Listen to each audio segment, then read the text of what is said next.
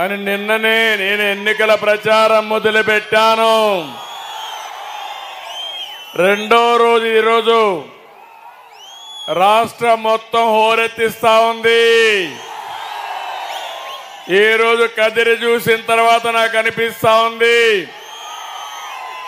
NDA గెలుపు, కందికుంట ప్రసాద్ గెలుపు ఎవ్వరూ ఆపలేరు.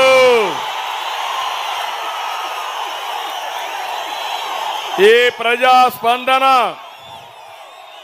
మార్పుకు తిరుగులేని సంకేతం అవునా కాదా అని మిమ్మల్ని అడుగుతున్నా. ఇది కేవలం ఒక రాజకీయ పార్టీకి చెందిన ఉత్సాహం కాదు. వైసీపీని ఓడించి ఇంటికి పంపాలని ప్రజల్లో ఉన్న కసికి ఇది ఒక ఉదాహరణ. మీలో కసి ఉంది, కోపం ఉంది. వైఎస్ఆర్ కాంగ్రెస్ పార్టీ వల్ల మీ జీవితాలు నాశనం అయిపోయినాయి.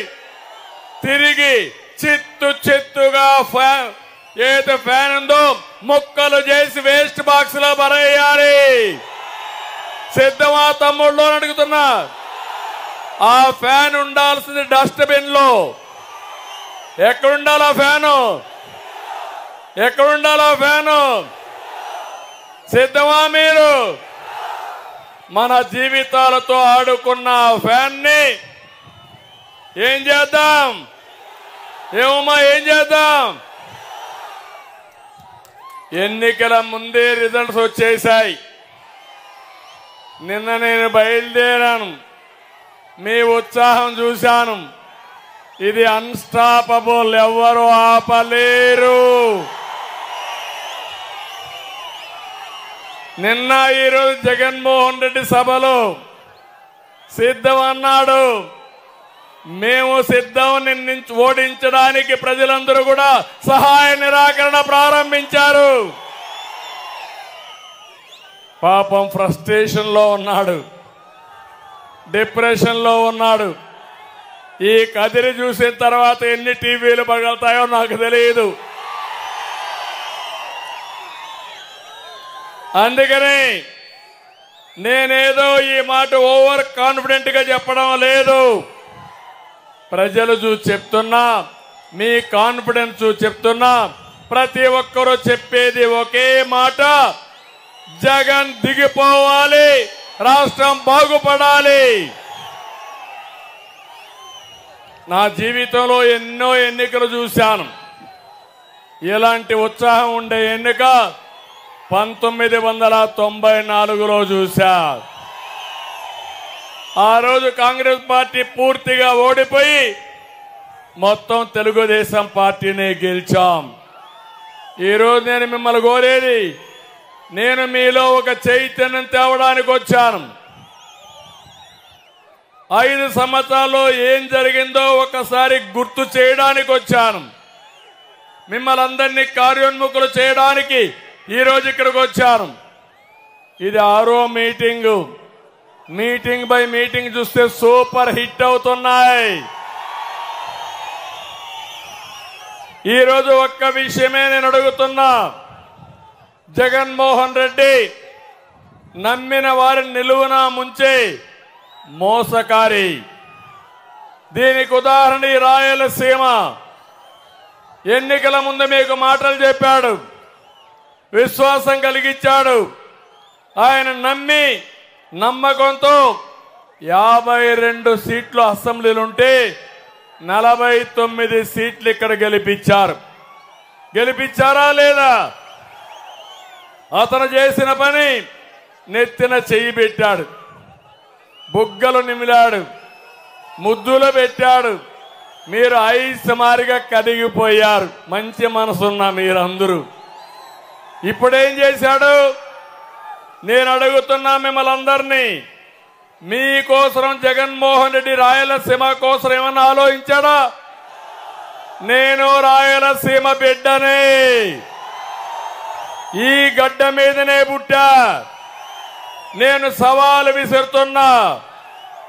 ఒక్క పని ఎప్పుడైనా మిమ్మల్ని గురించి ఆలోచించాడా అని నేను అడుగుతున్నా. ఈ 5 ఏళ్లలో ఒక్క ఇరిగేషన్ పూర్తి చేశాడా తమ్ముళ్ళు? ఇరిగేషన్ ప్రాజెక్ట్ ని 1 ఎకరాకు నీళ్లు ఇచ్చాడా? ఒక పరిశ్రమ తెచ్చాడా? ఒక తమ్ముడికి ఉద్యోగం వచ్చిందా? ఉద్యోగం వస్తున్న నమ్మకం ఉందా మీకు? రాయలసీమలో 102 ప్రాజెక్టులుంటే పెండింగ్ లో ఉంటే అవన్నీ రద్దు చేశారు మొత్తం రాష్ట్రంలో. అది కూడా ప్రత్యేకంగా రాయలసీమలోనే. ఇంకో పక్క నేను ముఖ్యమంత్రిగా ఉండి 12,000 కోట్ల రూపాయలు రాయలసీమలో సాగునీటి ప్రాజెక్టులకు ఖర్చు పెట్టాను. ఎంత పెట్టావు జగన్మోహన్ రెడ్డి అని అడుగుతున్నా. ముష్టి 2,000 రూపాయలు ఖర్చు పెట్టాడు. నేను ఒక అంద్రి నీవా పైన 4,200 కోట్లు ఖర్చు పెట్టాను. ఎవరు రాయలసీమ కోసం పనిచేశారు, ఎవరు రాయలసీమ ద్రోహం మీరే నిర్ణయించాలని మీరందరూ ఆమోదిస్తే అతని చర్యలు నిరసిస్తూ గట్టిగా చప్పట్లు కొట్టి నిరసన తెలియజేయాలి. ఎందుకు నేను ఈ మాట అన్నానంటే రాయలసీమ కరువు సీమ. ప్రజానీకం కష్టపడతారు, భూములు ఉన్నాయి, నీళ్లు లేకపోతే ఏ పని కాదు. అనంతపురం జిల్లా కరువులో నెంబర్ 1 ఇది. వలసలు ఎక్కువ పోతారు. ఇవన్నీ ఆలోచించి మన నాయకుడు నందమూరి తారక రామారావు గారు కృష్ణా జలాలు తేవాలని హంద్రి నీవా రూపకల్పన చేసిన మహాశిల్పి నందమూరి తారక రామారావు గారు. తెలుగు గంగా తమిళనాడుకు నీళ్లు ఇవ్వాల్సి వస్తే ఆ రోజు పైపుల ద్వారా కాదు, ఓపెన్ గా తీసుకెళ్లాలి, కాలువలు తీసుకెళ్లాలి. రాయలసీమ అవసరాలు తీర్చిన తర్వాతనే చెన్నైకి నీళ్లు ఇస్తారని చెప్పిన మహానేత నందమూరి తారక రామారావు గారని చెప్పి నేను మీకు తెలియజేస్తున్నా. నేను ఒకటి ఆలోచించాను. సమైక్య ఆంధ్రప్రదేశ్ లో రాయలసీమ పైన శ్రద్ధ పెట్టాను. మళ్ళీ మొన్న ముఖ్యమంత్రి అయిన తర్వాత హంద్రి నీవా నేనే పూర్తిగా ఫోకస్ చేశాను. తమ్ముళ్ళు మీరు ఒకసారి చూస్తే జీడిపల్లి ప్రాజెక్టును పూర్తి చేశాను. చెర్లోపల్లి పూర్తి చేసి నేనే వచ్చి ఇక్కడ ఇనాగరేట్ చేశానా లేదా అని మిమ్మల్ని అడుగుతున్నా. మారాల రిజర్వాయర్ పూర్తి చేశాం. గొల్లపల్లి ప్రాజెక్టును పూర్తి చేశాం. మీరు ఒక్క విషయం గుర్తుపెట్టుకోవాలి, చరిత్ర కూడా ఎక్కడ నీళ్లుంటే అక్కడ నాగరికత ఉంటుంది, ఎక్కడ నీళ్లుంటే అక్కడ అభివృద్ధి ఉంటుంది, ఎక్కడ అభివృద్ధి ఉంటే అక్కడ ఉపాధి ఉంటుంది, మీకు మెరుగైన జీవన ప్రమాణాలు ఉంటాయి. ఈరోజు మీరు చూడండి, రాయలసీమలో నీళ్లు ఇచ్చాం కాబట్టి నేను ఇంకొక విషయం ఆలోచించాను. వర్షపు నీరుని భూగర్భ జలాలుగా మార్చాలని 10 లక్షల పంట కుంటలు దువ్విచ్చాను, ఫామ్ పాండ్స్ తవ్విచ్చాను. ఈ రెండే కాదు, ఎక్కడ పడితే అక్కడ చెక్ డ్యాములు కట్టాం. అదేవిధంగా బిందు సేద్యానికి 90% సబ్సిడీ ఇస్తే అనంతపూర్ రైతాంగం పంటలు పండించారు, బ్రహ్మాండంగా ముందుకు పోయారు. ఈ 5 సంవత్సరాలు నేను ఉంటే అనంతపూర్ మొత్తం జిల్లా అంతా సస్యశ్యామలం చేసి అనంతపూర్లో పండే పంటల్ని, కాయలు కూరగాయలు ప్రపంచం మొత్తం ఎగుమతి చేసేవాళ్ళం. దుర్మార్గులు వచ్చారు, ఒక్క పని చేశారా అని మిమ్మల్ని అడుగుతున్నా.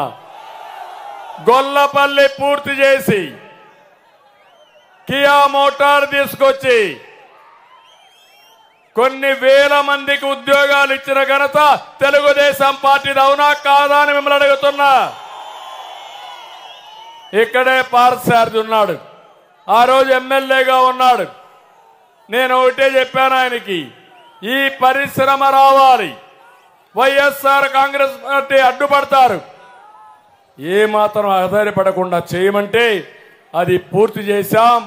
ఈరోజు 12 లక్షల కార్లు ప్రపంచం అంతా తిరుగుతున్నాయంటే ఆ కార్లు తయారు చేసింది కరువు ప్రాంతమైన అనంతపూర్లో ఉంటే ఇది మనకు గర్వ కారణం. కియా మోటార్ పరిశ్రమ తేవడం మన బ్రాండ్. పరిశ్రమను తరిమి కొట్టడం ఈ జగన్మోహన్ రెడ్డి బ్రాండ్. నేను అందుకే ఈ యొక్క అనంతపూర్లో ఇప్పుడే కదిరిగుంట ప్రసాద్ గారు చెప్పారు, మాకు నీళ్లు కావాలి, నీళ్లు లేకుండా అవస్థపడుతున్నాం. చెర్లోపల నుంచి నీళ్లు తీసుకొచ్చి కదిరి పట్టణానికి పూర్తిగా త్రాగునీటి సమస్య పరిష్కారం చేయమన్నారు. కంపల్సరీగా చేసి మీకు నీళ్లు ఇచ్చే బాధ్యత మేము తీసుకుంటాం. నేను సీమకు నీళ్లు తెస్తే జగన్ సీమకి రాజకీయ హింస తీసుకొచ్చాడు. నేను సీమని హార్టికల్చర్ హబ్గా చేస్తే జగన్మోహన్ రెడ్డి వైసీపీ మాఫియా హబ్గా తయారు చేసే పరిస్థితికి వచ్చాడు. ఈరోజు మీరు ఒక్కసారి చూడండి, ప్రజాగణం సాక్షిగా అడుగుతున్నా, నేను చెప్పడం కాదు, మీరు చెప్పండి, రైతన్నలారా మీ బాగున్నారా అని మిమ్మల్ని అడుగుతున్నా. మీకు సబ్సిడీలు వస్తున్నాయని మిమ్మల్ని అడుగుతున్నా. గిట్టుబాటు ధర లభిస్తా ఉన్నాయని మిమ్మల్ని అడుగుతున్నా. మీ పొలాలకు నీళ్లు వస్తున్నాయని మిమ్మల్ని అడుగుతున్నా. మహిళలు మీరు చెప్పండి, మీకు రక్షణ ఉందమ్మా అని మిమ్మల్ని అడుగుతున్నా. నిత్యావసర వస్తువులు అందుబాటులో ఉన్నాయా అని మిమ్మల్ని అడుగుతున్నా. యువత మీరు చెప్పండి, ఉద్యోగం వచ్చిందా తమ్ముళ్ళు అని మిమ్మల్ని అడుగుతున్నా.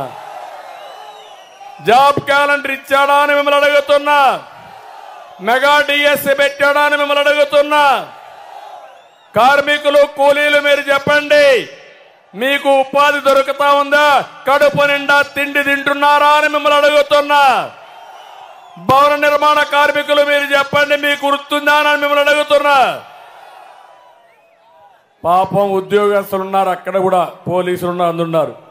ఏమయ్యా మీకైనా నెలవారీగా జీతాలు వస్తున్నాయా అని మిమ్మల్ని అడుగుతున్నా. మొదటి తారీఖు జీతాలు వస్తున్నాయని మిమ్మల్ని అడుగుతున్నా. కడాన మీ ప్రావిడెంట్ ఫండ్ కట్టుకొని అందులో అయినా మీరు డబ్బులు తీసుకోవాలని తీసుకునే పరిస్థితిలో ఉన్నారా? గుండె మీద చేసుకోమని చెప్పమని మా ఉద్యోగస్తులందరినీ అడుగుతున్నా. అవునా కాదా అని మిమ్మల్ని అడుగుతున్నా. అందుకే ఈరోజు మీరు ఇంకొక పక్కన చూస్తే చాలా దుర్మార్గంగా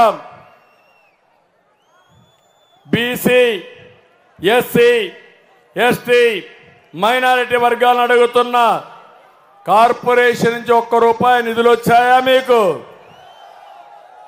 ఇంకో పక్క ఎంత నష్టపోయారో మీరు ఒక్కసారి ఆలోచించుకోవాల్సిన అవసరం ఉంది. ఎంత ఆవేదన ఉందో ఈ రాష్ట్రంలో మీరు ఒకసారి ఆత్మ పరిశీలన చేసుకోవాల్సిన అవసరం ఉంది. నిన్ననే ముసుగు వీరుడు జగన్మోహన్ రెడ్డి మొన్నటి వరకు పరదాలు కట్టుకొని తిరిగాడు. నిన్న మాత్రం బయటకు వచ్చాడు. బయటకు వచ్చి బుల్లెట్ ప్రూఫ్ బస్సులో వచ్చాడు. బస్సు దిగడం వల్ల మీరు బస్సు దిగితే ఏమీ కనపడదు. నా మారిగా రోడ్డు మీదకి రండి, ప్రజల్లోకి వెళ్ళండి, వాస్తవాలు తెలుస్తాయి. నేను అడిగిన ప్రశ్నలకు సమాధానం చెప్తే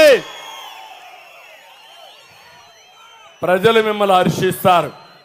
నిన్న అన్నాడు, నంగనాచిగా మాట్లాడాడు. కదిరిలో ఉన్నాం మనం, కదిరి పక్కనే ఉంది పులివెందల. అవునా కాదా తమ్ముళ్ళు? ఇక్కడి నుంచి కేకేస్తే పులివెందల్లో వినపడొస్తుంది. పులివెందల్లో ఏదైనా గొడ్డలు వేటేస్తే ఇక్కడికి వినపడొస్తుంది. అవునా కాదా? ఆ గొడ్డళ్ళు కూడా ఇక్కడే తయారు చేసినప్పుడు వచ్చాయి. నిన్నంటాడు, నాకైతే అర్థం కావడం లేదు, కలియుగంలో నా మీద ఆరోపణలు చేస్తున్నారు, మా చిన్నాన్న చంపేశారు అని మళ్ళా మొదటికి వచ్చాడు డ్రామా రాయుడు కరకట్ట కమలహాసన్.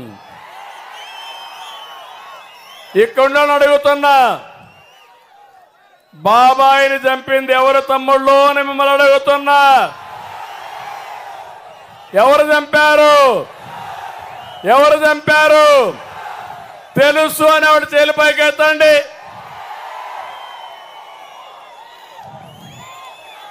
జగన్మోహన్ రెడ్డి అంటున్నాడు, ఏమన్నాడు తెలుసా? దేవుడికే తెలుసు, నేను ఏ తప్పు చేయలేదు, ఎవరైతే చంపారు అనే వ్యక్తి ఎవరు చెప్తే చంపామని కూడా చెప్పాడు. అతను ఆ దస్తగిరిని అతను చెప్పాడా లేదా? ఆ అవినాష్ రెడ్డిని పక్కన పెట్టుకొని, ముద్దాయిని పక్కన పెట్టుకొని, వాళ్ళ తండ్రి సమాధి దగ్గరికి వెళ్ళి బయటొచ్చి ఆయన సాక్షిగా అబద్ధాలు చెప్పాడంటే ఏమంటారు తమ్ముళ్ళు అని మిమ్మల్ని అడుగుతున్నా. ఇలాంటి వ్యక్తి ముఖ్యమంత్రి కావాలా అని మిమ్మల్ని అడుగుతున్నా. ఈరోజు మీరు ఒకసారి చూడండి, వివేకానంద రెడ్డి కూతురు తెలంగాణ హైకోర్టు వద్ద ప్రెస్ కాన్ఫరెన్స్ పెట్టింది. అప్పుడు ఆమె మాట్లాడినప్పుడు జగన్కు కొన్ని ప్రశ్నలేసింది. బంధుత్వాలకు అర్థం తెలుసా? చిన్నాన్న అంటే నాన్నతో సమానం. చిన్నాన్న చనిపోతే చావు వెనక కుట్ర నిర్ధారించలేదు. చిన్నాన్న కుమార్తె పైనే నిందలు వేయడం న్యాయమా? మీ చెల్లి కోర్టు చుట్టూ తిరుగుతుంటే అన్నగా మీకు బాధ్యత లేదా? నాపైనే కేసులు పెట్టి నన్ను వేధించడం ఇదేమైనా న్యాయమా? చిన్నాన్న చనిపోయి 5 ఏళ్లయింది. 5 ఏళ్లుగా మీ ప్రభుత్వం ఉన్నా ఏం చేశారు? ప్రతిపక్షంలో ఉన్నట్లు మీరు మాట్లాడుతున్నారు. ఇది సరికాదు. మీరు చేయాల్సిన పని సరిగా చేయనందుకే నేను బయట రావాల్సి వచ్చింది. వివేకాను హత్య చేసిన వారిని రక్షణ కల్పిస్తున్నారు. హత్య చేసిన వ్యక్తి ఎవరు చంపించారో స్పష్టంగా చెప్పారు. నిందితుల వెనక వైఎస్ అవినాష్ రెడ్డి, భాస్కర్ రెడ్డి ఉన్నారని చెబుతున్నారు. మీ ప్రభుత్వం ఉండి కూడా నిందితులకు మీ ప్రభుత్వమే భద్రత కల్పిస్తున్నారు. గతంలో మీరే విచారణ సిబిఐ ద్వారా కావాలన్నారు. ఇప్పుడు మీరే వద్దంటున్నారు. నిందితుడిని సిబిఐ చెప్తున్నా ఓటు వేయాలని మీరు అడుగుతున్నారు. మీ చిన్నాన్నని చంపించిన వ్యక్తికి ఓటు కోరడం తప్పు కదా జగన్ అని చెప్పి అన్నా అని చెప్పి అడిగే పరిస్థితి వచ్చింది. వ్యక్తికి ఓటు కోరడం తప్పనిపించడం లేదా? 5 ఏళ్ల అధికారంలో ఉన్న చిన్నాన్న గుర్తు రాలేదా? ఎన్నికలు రాగానే ఇప్పుడు చిన్నాన్న గుర్తొచ్చారా? సానుభూతి కోసమే ఎన్నికల వేళ చిన్నాన్న తెరపైకి తెస్తున్నారు. నేను పోరాడేది న్యాయం కోసం, మీరు పోరాడేది పదవుల కోసం. ఒక ఆడబిడ్డ ఆవేదన మనసుండే మీరేం చేస్తారు తమ్ముళ్ళు అని మిమ్మల్ని అడుగుతున్నా. జగన్మోహన్ రెడ్డికి సపోర్ట్ చేస్తారా? సునీతగా సపోర్ట్ చేస్తారా అని మిమ్మల్ని అడుగుతున్నా. సునీతకు సపోర్ట్ చేస్తాను వాళ్ళు చేలిపైకి ఎత్తండి. జగన్మోహన్ రెడ్డి చెప్పింది వాస్తవం వాళ్ళు చేలిపైకి ఎత్తండి. జగన్మోహన్ రెడ్డి చెప్పింది వాస్తవం మీరు నమ్మతారా అని అడుగుతున్నా. ఇలాంటి అన్యాయాలు చేసి, ఘోరాలు చేసి, నేరాలు చేసి ఆ నేరాలు మనపైన పెట్టాలని విఫల ప్రయత్నం చేసి మళ్ళా సానుభూతి కోసం ప్రయత్నం చేస్తున్నా అంటే ఈ రాష్ట్రం ఏమైపోతుందో అనేది నా ఆవేదన, నా బాధ. నేను అందుకే సవాలు విసురుతున్నా ముఖ్యమంత్రి గారికి. ప్రజలకు సమాధానం చెప్పాలి. హత్యా రాజకీయాలు కరెక్ట్ కాదు. ఎవరు హత్య చేసినా వాళ్ళని శిక్షించాలి. దానికి మీరు సిద్ధమా అని సవాలు విసురుతున్నా.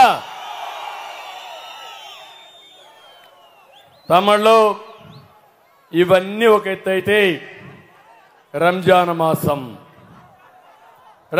మాసం అనగానే మనకు వచ్చేది ద్రాతృత్వం, ధార్మిక చింతనల కలయికే రంజాన్ మాసం. మన ఖురాన్ చెప్పేది పేదలకు సహాయం చేయమని. ఆ సిద్ధాంతాన్ని తెలుగుదేశం పార్టీ కూడా గట్టిగా నమ్ముతుంది.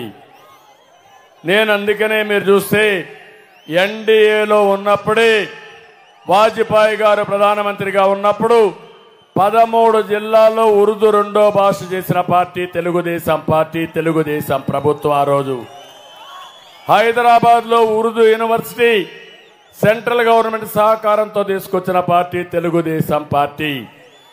ఆ రోజే హాజ్ హౌస్ కట్టి నేరుగా హైదరాబాద్ నుంచి జడ్డాకు ఫ్లైట్లు ఏర్పాటు చేసిన పార్టీ తెలుగుదేశం పార్టీ.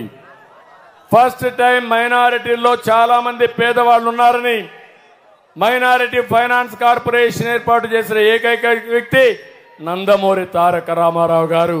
ఈ విషయాలు మీరు గుర్తుపెట్టుకోవాల్సిన అవసరం ఉంది. ఈరోజు ఇక్కడ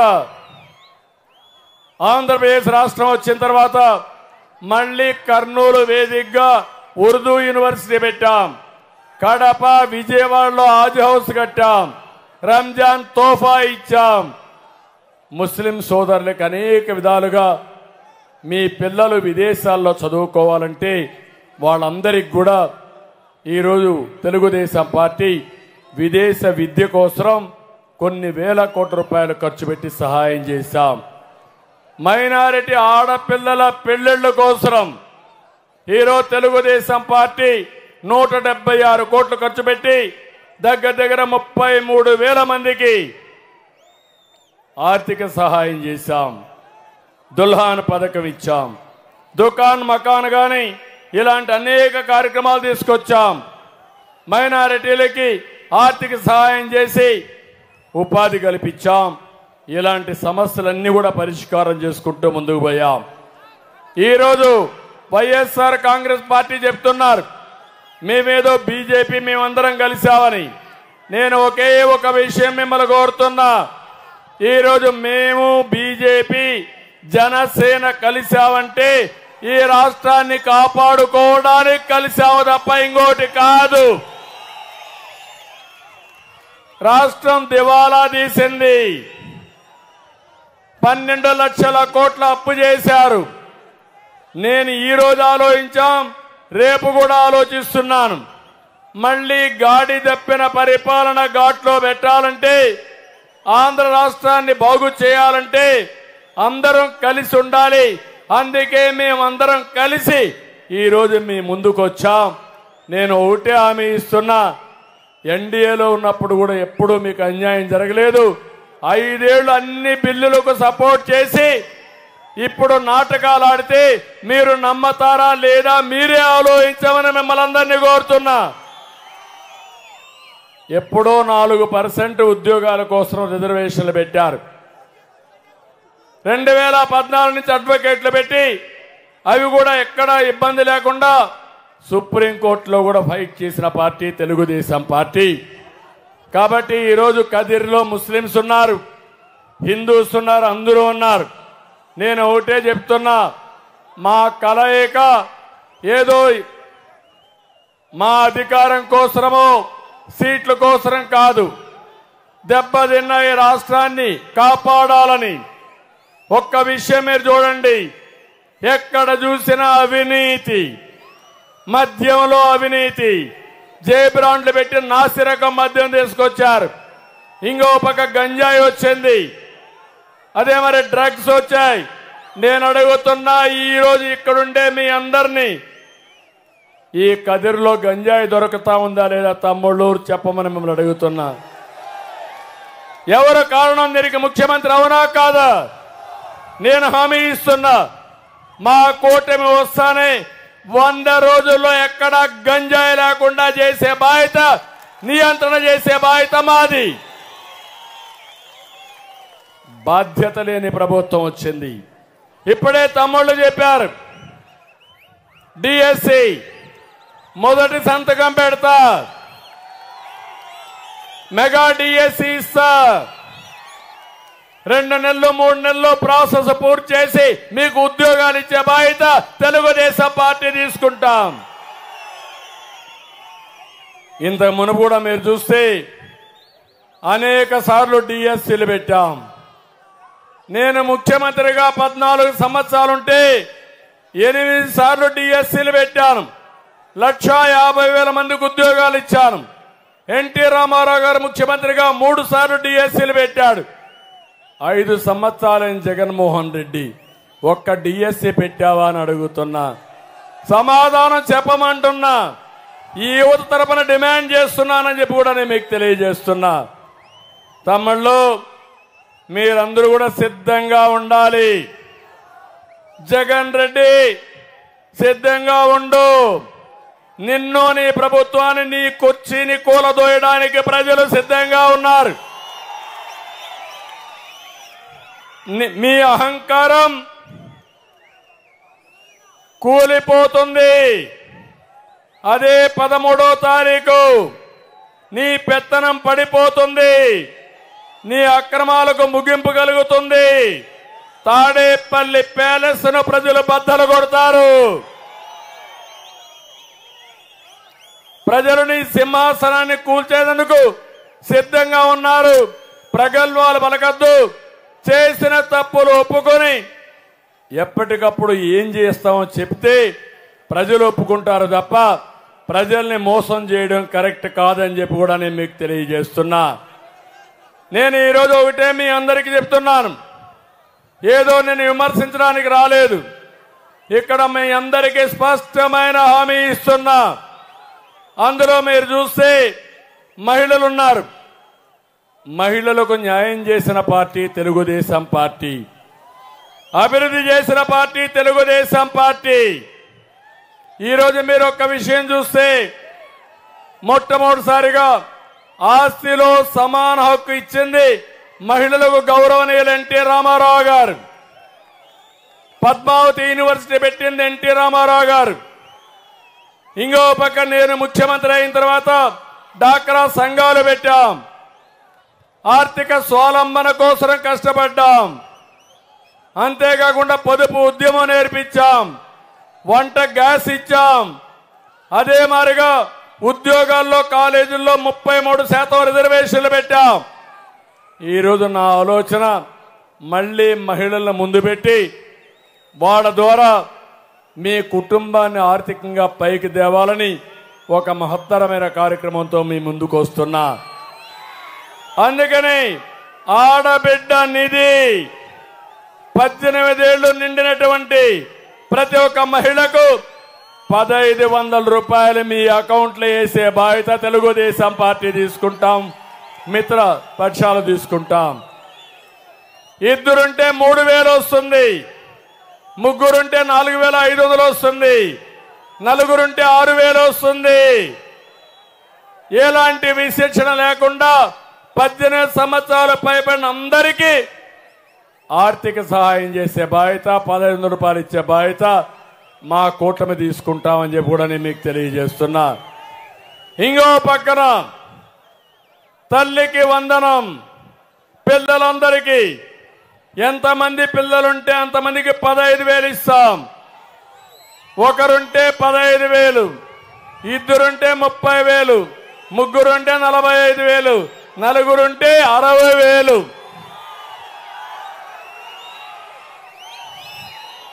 భారతదేశానికి భవిష్యత్తులో పిల్లల్ని బాగా చదివించగలిగితే ప్రపంచాన్ని శాసించే శక్తి పిల్లలకు ఉంది. ఇంకో పక్క దీపం నేనే పెట్టి వీళ్ళు ఆర్పేసే పరిస్థితికి వచ్చారు.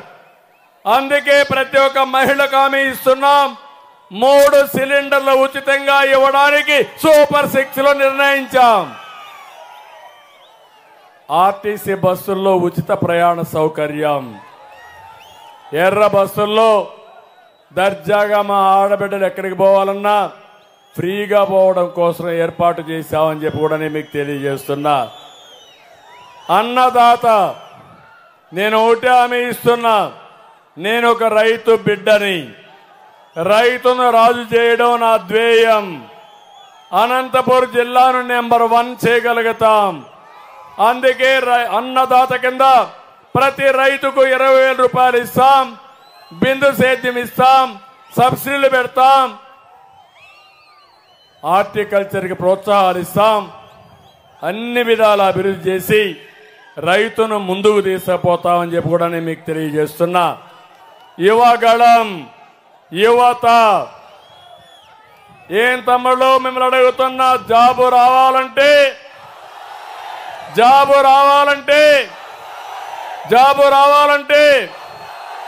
అందుకే నేను పిల్లలను చూస్తున్న, జెండాలు పట్టుకున్న వాళ్ళందరూ పిల్లలే, రోడ్డు మీదకి వచ్చిన వాళ్ళందరూ యువతే. ఒకటే చెప్తున్నా, మీ అమ్మ నాన్న కష్టపడి మిమ్మల్ని చదివించారు.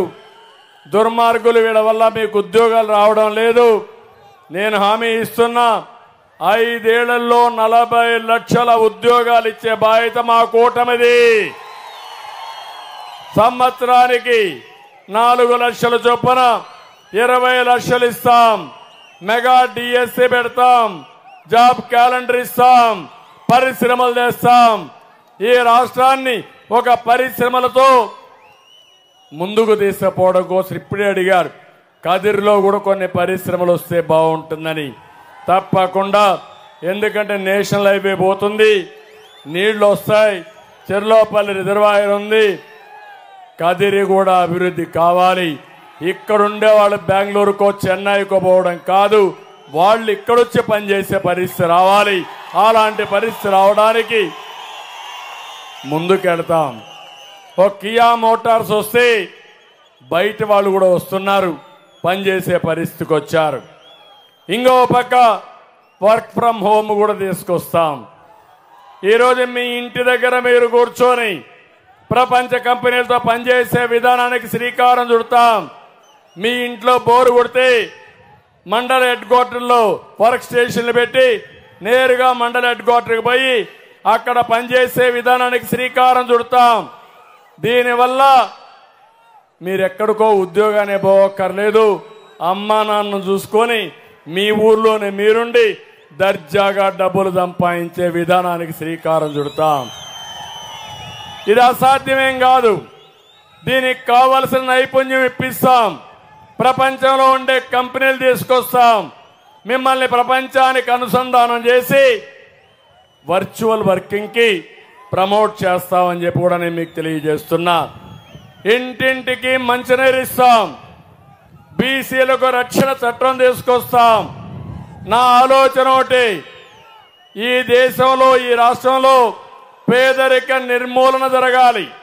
సంపద సృష్టించడం ఈజీ అయింది, కానీ ఆ సంపద పేదవాడికి రావడం లేదు, చేరడం లేదు. నా జీవితాశయం పేదరికం లేని సమాజాన్ని చూడాలనేది నా ఆశయం. నేను ఏ పని చేసినా ఈ పేదవాళ్ళని దృష్టిలో పెట్టుకొని పనిచేస్తాను. ఎక్కడ పేదవాడుంటే అక్కడ నేనుంటా, మీకు అండగా ఉండి మిమ్మల్ని పైకి తీసుకొచ్చే బాధ్యత మాది. ఇంకో పక్క పింఛన్లు ఎవరు పెట్టారు తమ్ముళ్ళు? పింఛన్లు ఎవరిచ్చారు? పింఛన్లు మొట్టమొదటిసారిగా మన నాయకుడు ఎన్టీ రామారావు గారు 30 రూపాయలతో ప్రారంభించాడు. నేను 75 రూపాయలు చేశాను. మళ్ళా 2014 200 రూపాయలు పింఛనుంటే ఒకేసారి 1000 రూపాయలు చేశాను. మళ్ళా దాన్ని 2000 రూపాయలు చేశాను. నేనే వచ్చుంటే 3000 రూపాయలు చేసేవాడిని మొదటి నెలలోనే. 5 ఏళ్లు పట్టింది 1000 రూపాయలు పెంచడానికి. ముక్కి 1000 రూపాయలు పెంచాడు.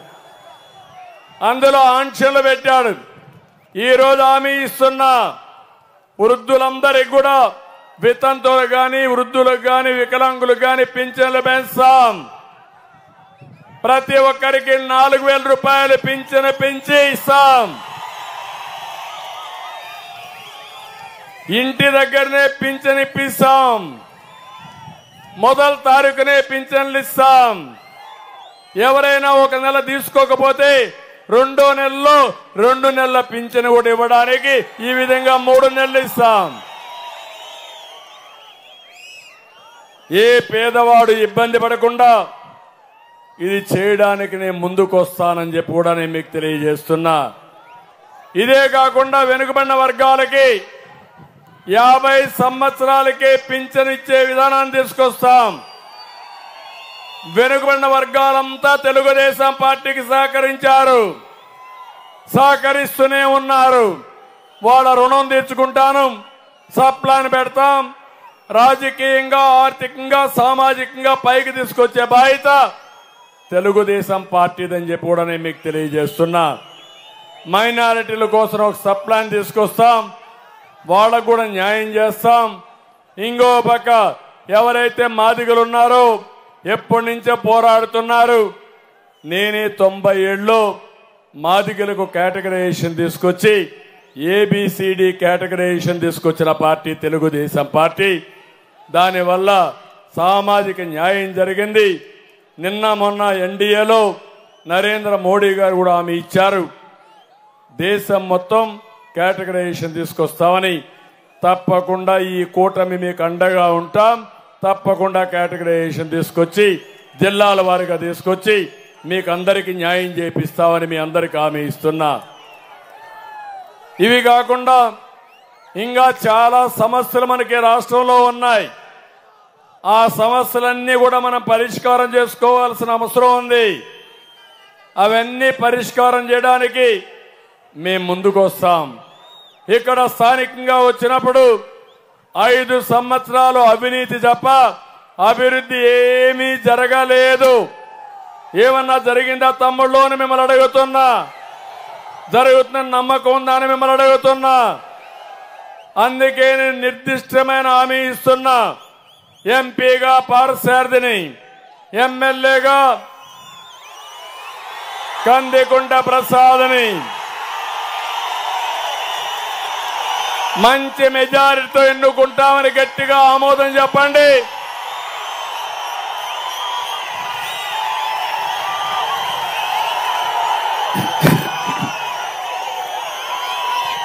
ఆ పని చేయండి. కదిరిలో గంజాయి లేకుండా చేసే బాధ్యత, డ్రగ్స్ లేకుండా చేసే బాధ్యత మేము తీసుకుంటాం. కదిరిలో లక్ష్మీ నరసింహస్వామి ఆలయాన్ని బాగా అభివృద్ధి చేయాలి. పట్టు వస్త్రాలు ఇవ్వాలి. అవసరమైతే మంత్రిని పంపించిస్తా, 1-2 సార్లు నేనే స్వయంగా వచ్చి పట్టు వస్త్రాలు సమర్పించి దేవుని రుణం కూడా తీసుకుంటాం. అదే మాదిరిగా ప్రసాద్ గారు ఒక డిమాండ్లు పెట్టాడు. ఎప్పుడు కందికుంట ప్రసాద్ వస్తే ఊరికే ఉండడు, ఏదో ఒకటి అడుగుతానే ఉంటాడు. అందరి నీవా ద్వారా ఎంపీ కుంట, గండ్లపెంట, తలుపుల మండలాలకు చెరువులకు నీళ్లు ఇమ్మన్నాడు. తప్పకుండా అన్ని చెరువులకు నీళ్లు ఇచ్చే కార్యక్రమానికి శ్రీకారం చుడతాం. చెర్లోపల్లి నుంచి టౌన్కు త్రాగునీరు అది ఇవ్వాలి, ఇచ్చే బాధ్యత మాది. ఎవరైతే పింఛన్లు ఇవ్వడానికి లేనిపోయిన ఆంక్షలు పెట్టారు, నేను 10 ఎకరాలు అనంతపూర్లో పెడితే అది కూడా తీసేశారు. ఆ నిబంధన మళ్లీ కొనసాగిస్తాం. 10 ఎకరాల వరకు ఇచ్చే పరిస్థితి తీసుకొస్తాం. 90% సబ్సిడీతో స్ప్రింక్లర్లు, డ్రిప్ ఇవన్నీ ఇచ్చే పరిస్థితి తీసుకొస్తాం. కదిరి బైపాస్ రోడ్ నిర్మాణాన్ని పూర్తి చేసి పాలిటెక్నిక్ కాలేజీ నుంచి రాయచోటి రోడ్డు మీదుగా మదనపల్లి రోడ్డుకు అనుసంధానం చేసి కదిరి ఔటర్ రింగ్ రోడ్డు కూడా తీసుకొస్తాం. అసంపూర్తిగా ఉన్న మైనారిటీ ఉర్దూ రెసిడెన్షియల్ స్కూల్ని మరియు పాలిటెక్నిక్ మహిళా కళాశాలలు పూర్తి చేస్తాం. మైనారిటీ రెసిడెన్షియల్ స్కూలు మరియు హాస్టల్ నిజామాబాద్ కాలనీ మరియు ఫారెన్ స్కూల్ సమీపం నిర్మాణాలు పూర్తయినాయి. వాటిని వాడుకలోకి తీసుకురాలేదు, అవి కూడా తీసుకొస్తాం.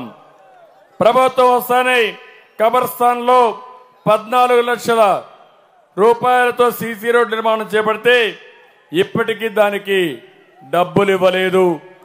ఎక్కడ చూసినా బకాయిలు ఇవన్నీ ఇస్తామని చెప్పి కూడా నేను మీకు తెలియజేస్తున్నా. కదిరిలో అండర్ గ్రౌండ్ డ్రైనేజ్ కావాలి, ఈ అండర్ గ్రౌండ్ డ్రైనేజ్ కూడా చేస్తామని మీకు హామీ ఇస్తున్నా. శ్మశాన వాటిక ఇప్పుడే మన మిత్రులు చెప్పారు, జనసేన నాయకులు హిందువులకి శ్మశాన వాటిక లేదని. మంచి ఆధునిక వసతులతో బరియల్ గ్రౌండ్ ఏర్పాటు చేయడానికి ముందుకు పోతాం. కదిరి ప్రాంతంలో వలస నిర్మూలించడానికి ఇండస్ట్రియల్ పార్క్ ఒకటి కావాలన్నారు, అది కూడా ఏర్పాటు చేస్తాం. అదే మరి కోల్డ్ స్టోరేజెస్ కావాలన్నారు, టమోటో ప్రాసెసింగ్ యూనిట్స్ కూడా రావాలి ఈ ప్రాంతంలో, అప్పుడే రేట్లు స్టెబిలైజ్ అవుతాయి. ఇది కూడా ఆలోచిస్తామని చెప్పి కూడా నేను మీకు తెలియజేస్తున్నా. కదిరిలో ఇంజనీరింగ్ కాలేజీ, గాండ్లపెంట, ఎన్పి కుంట మండలాల్లో జూనియర్ కాలేజీ కావాలన్నారు. ఇంజనీరింగ్ కాలేజీలు కానీ జూనియర్ కాలేజీలు కానీ ఎక్కడెక్కడ లేవో అవన్నీ ఇవ్వడానికి ముందుకు పోతాం. కదిరి రాయచోటి రోడ్డు నిర్మాణం గవర్నమెంట్ వచ్చిన 3 నెలల్లోనే పూర్తి చేయాలని కోరారు, తప్పకుండా పూర్తి చేద్దాం. అనంతపురం జిల్లాలోని వ్యవసాయ రైతుల హామీ పథకం ద్వారా పనిచేసే కూలీలకు ప్రతి ఎకరానికి నరేగా డబ్బులు అడిగారు. ఇది కేంద్ర పాలసీ, ఎప్పటి నుంచో ఉంది. కేంద్రంతో కూడా సంప్రదించి ఏం చేయాలో చేస్తాం. ఇక్కడే ఉద్యోగస్తులున్నారు. నేను ఒకటే చెప్తున్నా, ఉద్యోగస్తులకు చాలా అన్యాయం జరిగింది. ఇంకా భయపడుతున్నారు మీరు. న్యాయం కోసం భయపడద్దండి. ఎన్నికల కమిషన్ ఆధీనంలో ఉన్నారు.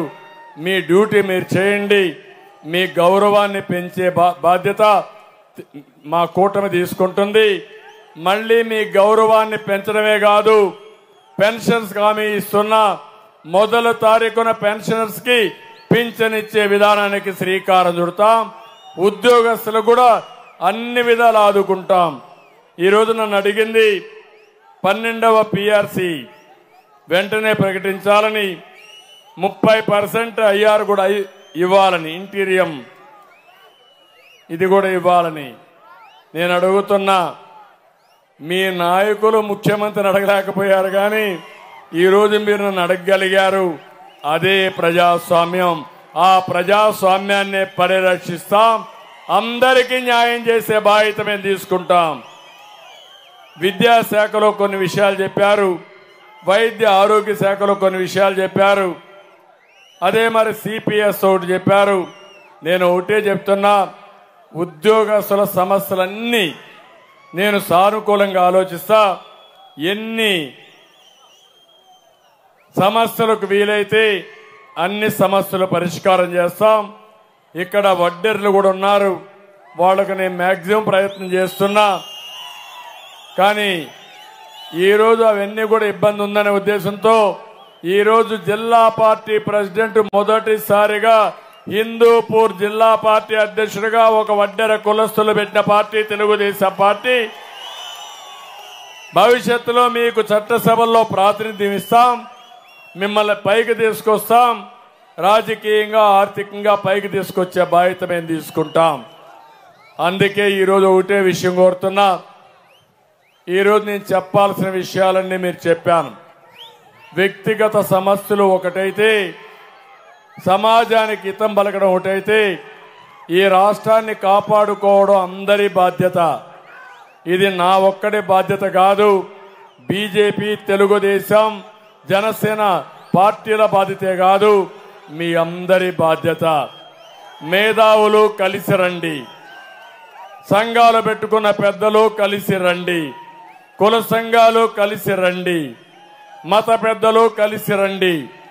అందరం కలుద్దాం, ఈ రాష్ట్రాన్ని బాగు చేసుకుందాం. దీనికి అందరూ కలిసి రమ్మని మరొక్కసారి కోరుకుంటూ, ఈరోజు కదిరికి వచ్చినప్పుడు మీరు చూపించిన అభిమానాన్ని చూసిన తర్వాత నాకు ఎక్కడ లేని ధైర్యం వచ్చింది.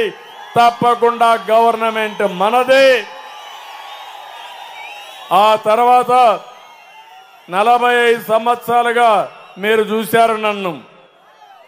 40 ఏళ్లుగా ఉన్నాను, 14 ఏళ్లుగా ముఖ్యమంత్రిగా పనిచేశాను. ఈరోజు హామీ ఇస్తున్నా, 14 ఏళ్లలో ఎన్ని పనులు చేశానో రాబోయే 5 సంవత్సరాలు అన్ని పనులు చేసి మీ రుణం తీర్చుకుంటా. ఇది అసాధ్యమేం కాదు, సాధ్యం. సంపద సృష్టించడం తెలిసిన పార్టీ తెలుగుదేశం పార్టీ, ఉద్యోగాలు ఇవ్వడం తెలిసిన పార్టీ తెలుగుదేశం పార్టీ, దూరదృష్టితో ఆలోచించడం చేసిన పార్టీ తెలుగుదేశం పార్టీ, సంక్షేమ కార్యక్రమాలని అభివృద్ధి కార్యక్రమాల్ని ముందుకు తీసుకుపోయిన పార్టీ తెలుగుదేశం పార్టీ. అప్పులు చేస్తే సమాజం బాగుపడదు, అప్పులు చేస్తే మనమే వడ్డీతో సహా కట్టాలి. సంపద సృష్టించి ఆదాయం పెంచితే అది శాశ్వతం. ఆ పనే మేము చేస్తామని మరొక్కసారి మీ అందరికి హామీ ఇస్తూ, మీరు కూడా 46 రోజులు ఆలోచించండి. 10 రూపాయలు ఇచ్చి 100 రూపాయలు లాగేసి జలగ ప్రభుత్వం కావాలా? 15 రూపాయలు ఇచ్చి కొన్ని వందల వేల రూపాయలు తయారు చేయించే మీ ద్వారా సంపద సృష్టించే పార్టీ కావాలా? మీరు ఆలోచించుకోండి. నేను ఒకటే చెప్తున్నాను, సంపద సృష్టించి మీకు 15 రూపాయలు ఇచ్చి 15 రూపాయల్ని 100 రూపాయలు చేయించే విధానం నేర్పించి 100,000 రూపాయలు చేయించి 10,000 రూపాయలు చేయించి పేదవాళ్ళకు అండగా ఉండబోయే పార్టీ ఈ కూటమి. మీ జీవన ప్రమాణాలు పెంచబోయేది ఈ పార్టీ.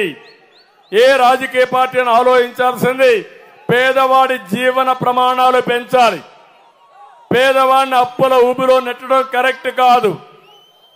అలాంటి పార్టీల వల్ల మనకు ఇబ్బందులు తప్ప ఇంకొక ఇబ్బంది లేదు. ఈ రోజు రాష్ట్రంలో బాగుపడింది ఒకే ఒక వ్యక్తి, జగన్మోహన్ రెడ్డి తప్ప ఎవరూ బాగుపడలేదు. అదే నా ఆవేదన. అన్ని దోపిడీ, ఇసుక దోపిడీ, మద్యంలో ముడుపులు, ఖనిజ సంపద దోపిడీ, ఎక్కడ చూసినా సెటిల్మెంట్లు.